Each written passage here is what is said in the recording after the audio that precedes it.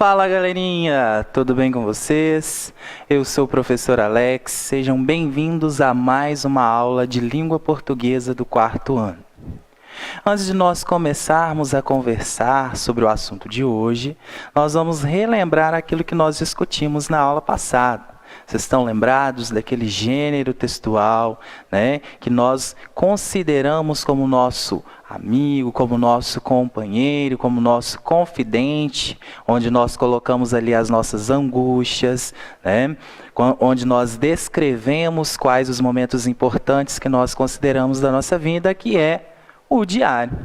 Além de conhecer, né, um pouco desse gênero textual, nós vimos também os sinais de pontuação.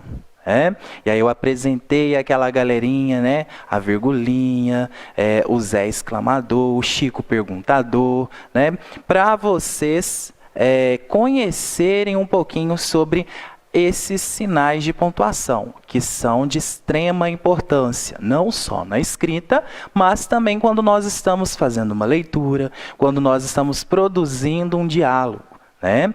Porque se nós não nos atentarmos à pontuação, o que nós estamos pronunciando pode ser que não seja entendido pelas pessoas que nós estamos conversando, ok? E o assunto de hoje, né?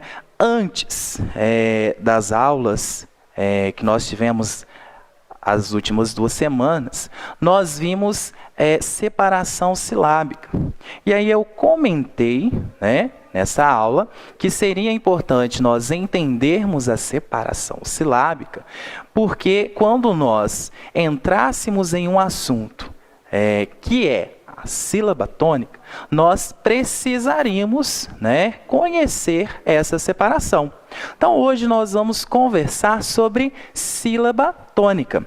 A sílaba tônica é aquela sílaba ali da palavra onde nós colocamos um pouco mais de intensidade quando nós estamos pronunciando. Então, a sílaba tônica, ela pode ou não ser acentuada, né? Então, existem aí alguns casos de acentuação, né? Acentuação quando tem aqueles sinaizinhos sobre as letrinhas, né? Então, nós temos o sinal agudo, o sinal circunflexo, né? E as sílabas tônicas, elas são aquelas que recebem destaque na palavra. Vamos pronunciar comigo, né, essas 3 palavrinhas ali. Borboleta. Qual foi a sílaba que nós colocamos uma intensidade maior quando nós estamos pronunciando? Lê, né? Então, borboleta. Né? Então, fazendo aquela separação silábica, nós conseguimos identificar a tonicidade também da sílaba. Ok? Olha a segunda palavrinha, mágico, né? Então, aí, um pouquinho mais adiante, nós vamos entender por que essa palavra aqui, ela recebeu esse acento, né? Para mostrar que aquela sílaba ali, né, devido à posição que ela se encontra, devido à terminação que ela recebeu o acento. A última palavra, relógio, né? Então, nós destacamos ali nas palavrinhas as sílabas que nós pronunciamos com um pouco mais de intensidade, ou seja, a sílaba mais forte da palavra, certo? E a acentuação, né, a sílaba tônica, ela pode ocorrer, né, de forma oxítona, quando a sílaba tônica é a última. Como assim? Vocês lembram lá da nossa separação, que nós tínhamos monossílabo, dissílabo, trissílabo e polissílabo? Aqui acontece basicamente a mesma coisa, né? Então, nós vamos observar as sílabas. Então, se eu tenho a última sílaba como a mais forte, né, eu considero essa palavra uma palavra oxítona, né? Então, a última sílaba é a tônica. A última sílaba recebe uma tonicidade maior quando nós estamos pronunciando. Observem aqui um exemplo. Feijão, né? Então, eu coloquei uma intensidade maior no jão, né? Assim como café, né? Eu pronunciei um pouco mais forte o fé, né? Café. Então, a última sílaba ali, ela é a mais forte. Consideramos essas palavras como oxítonas.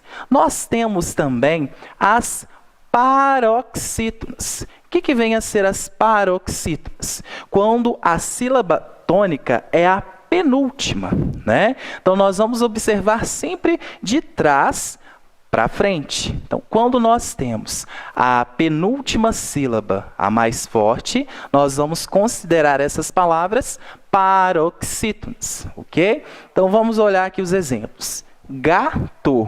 Então, eu pronuncio, né, a primeira sílaba ali, ga, recebeu uma tonicidade maior do que o to, certo? Então, nós temos uma paroxítona. Bala, a mesma coisa. E aí nós temos também as proparoxítonas. O que vem a ser as proparoxítonas? Quando a sílaba tônica ela é a antepenúltima. Então, nós vimos que a última, oxítona. A penúltima, paroxítona. E a antepenúltima, que vem antes da penúltima, proparoxítona. Olhem aqui os exemplos. Péssimo trânsito. Então, se nós contarmos ali, né, se nós fizermos a separação e nós contarmos as sílabas, nós vamos ver que nós temos péssimo, né? Então, tem 3 sílabas. Qual foi a mais forte? Pés, né? Então, no caso ali, eu tenho a mais forte, a antepenúltima. Então, antepenúltima, penúltima, última. Então, se eu tenho a antepenúltima como mais forte, nós temos proparoxítonas. Beleza? Tranquilo? E aí, vocês lembram que lá, quando nós estávamos redigindo, né, os nossos textos, né, quando nós estamos escrevendo lá no diário, quando nós estamos deixando algum bilhetinho, quando nós estamos escrevendo alguma carta, né, quando nós produzimos algum conteúdo escrito, nós utilizamos pronomes. E nós já fomos apresentados a alguns pronomes, né? Vocês lembram lá do pronome do caso reto, do pronome do caso oblíquo, que são os pronomes pessoais. Como nós vimos, os pronomes, eles substituem um nome, ou ele acompanha um nome, certo? Os pronomes possessivos, né, então, são aqueles pronomes que acompanham ou substituem o nome, indicando o quê? Indicando posse. Então, se eu pego, né, e falo assim, essa mesa é minha, essa caneta é minha, aquele carro é seu, né? Então, quando nós indicamos posse de alguma coisa, né? Então, eles indicam a relação de posse entre pessoas e coisas, né? Então, nós vamos identificar os pronomes quando houver essa relação, né, de pessoa e algum objeto, alguma coisa. Então, aqui eu trouxe alguns exemplos, né? Então, são exemplos de pronomes possessivos. Meu, minha, teu, tua, seu, sua, nosso, nossa, vosso, vossa. Então, são exemplos de pronomes possessivos. Tá, mas existem esses pronomes. E quando eu vou utilizá-los, né? Então, vocês lembram que nós já discutimos as pessoas do discurso? Né? Então, se eu tenho primeira pessoa, eu vou utilizar o pronome referente à primeira pessoa. Se eu tenho a segunda pessoa, né, a relação aí da posse é com a segunda pessoa, nós utilizamos o pronome referente à segunda pessoa. E a terceira pessoa da mesma forma. Então, os pronomes que são referentes à primeira pessoa, né? Meu, nosso. Aí a gente cai naquele caso. Se é algo que está relacionado a mim, né, ou a mim e a outro, né, no caso nós vamos utilizar esses pronomes ali. Meu ou meus, minha ou minhas, nosso ou nossa, nossos ou nossas. Isso vai depender do quê? Vai depender da coisa com qual eu estou tendo a relação e de quais pessoas, né, que nós identificamos essa relação. Já se eu tenho a segunda pessoa, nós temos esses pronomes: teu, tua, teus, tuas, vosso, vossas, vosso, vossas, né? A terceira pessoa: seu, seus, sua, suas, seu, seus, sua, suas, né? Então, vamos identificar aqui a utilização desses pronomes em alguns exemplos. Então, esse lápis é meu. Então, se eu estou fazendo a relação do objeto comigo, eu vou utilizar um daqueles pronomes da primeira pessoa. Então, no caso, meu, né? Aquela casa é nossa. Então, tá eu aqui e alguma outra pessoa, nós moramos juntos na mesma casa, e nós vamos designar que aquela casa, apontar aquela casa. Então, a relação é da pessoa, né, no caso, nós, mas com aquele objeto que está distante. Então, aquela casa é nossa. Então, aqui nós tivemos a relação do objeto com a primeira pessoa, certo? A primeira pessoa do discurso. Já observem o segundo exemplo ali. Me empresta a tua caneta? Vossos pedidos foram atendidos.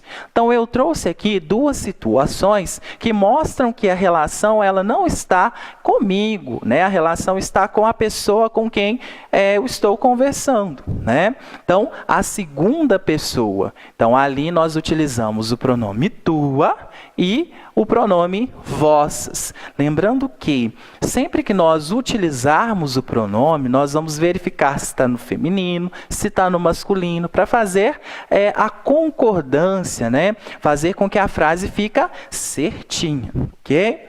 E aqui o último exemplo, aquele carro é seu?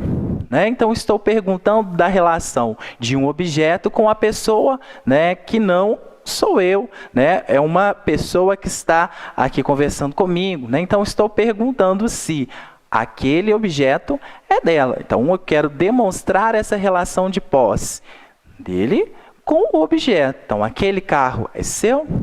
Suas tias estão para chegar amanhã. Então, também aqui é a relação da terceira pessoa, do objeto com a terceira pessoa. Beleza? E aí, nós também, né, já tivemos um contato aí com esse substantivo, né? O substantivo que nomeia, que dá nomes. E nós vimos que o substantivo ele pode ser coletivo. O que é um substantivo coletivo? O substantivo coletivo é aquele substantivo comum que, mesmo estando no singular, indica um grupo, indica um agrupamento, né? Uma coleção, um conjunto de algum elemento, né? Então, nós temos um nome, né? Esse substantivo comum, simples, e que, ao mesmo tempo que ele está no singular, ele indica um agrupamento. Então, vamos observar aqui alguns substantivos coletivos. Substantivo coletivo de peixes, ou seja, o conjunto de peixes nós chamamos de cardume, conjunto de letras, alfabeto, conjunto de alunos, classe, conjuntos de índios, tribo. E assim nós podemos identificar vários substantivos coletivos. Dica, né? Pesquisem, voltem lá no livro de vocês, né? Lá no livro vocês vão encontrar vários exemplos de substantivos coletivos. E é interessante também que a gente conheça, né, esses substantivos, porque quando nós formos designar esses conjuntos, né, de uma quantidade maior de elementos, nós vamos utilizar essas palavras. Beleza? Seguindo, nós temos também, né, para discutir hoje, a terminação oso-osa. Então, quando nós encontramos essas palavrinhas com essa terminação, essas terminações aí, elas indicam que essa palavra ela está demonstrando, exercendo um papel de um adjetivo. Né? Ou o que é adjetivo?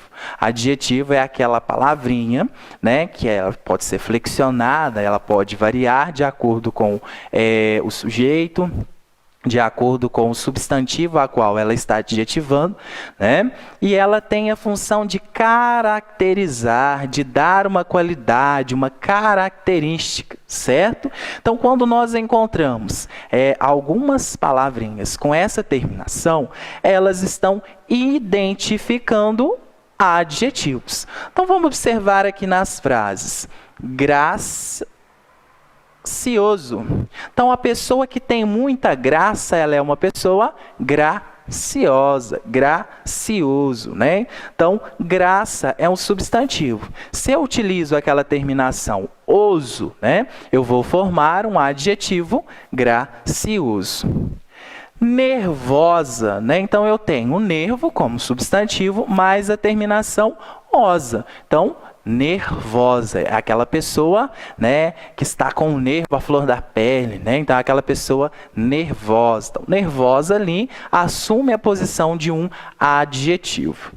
Amor, amoroso, né? Aquela pessoa que demonstra o amor, né? Então, nós consideramos aquela pessoa amoroso, amorosa. Isso vai depender, né, do contexto ou qual a pessoa quem nós estamos fazendo aí a utilização desse adjetivo, ok? Beleza, então o que nós vimos hoje? Hoje nós vimos sílaba tônica, que é aquela sílaba da palavra que nós pronunciamos com uma tonicidade maior. Então nós demarcamos ali a sílaba que recebe uma tonicidade maior, né? Essa sílaba ela pode ou não ser acentuada. Então, nós vimos que nós temos as oxítonas, as paroxítonas e as proparoxítonas. Nós vimos pronomes possessivos, que são aqueles pronomes que indicam relação de posse de um ser e um outro elemento. Nós vimos coletivo, né, que é aquele substantivo comum, né, que mesmo no singular indica um agrupamento, indica um grupo de elementos. E nós vimos também que as palavrinhas, quando escritas com a terminação oso ou osa, elas podem identificar adjetivos, que são aquelas palavras que expressam uma qualidade, uma característica de um objeto, de um elemento. Ok? Por hoje é só, pessoal. Espero vocês na próxima aula.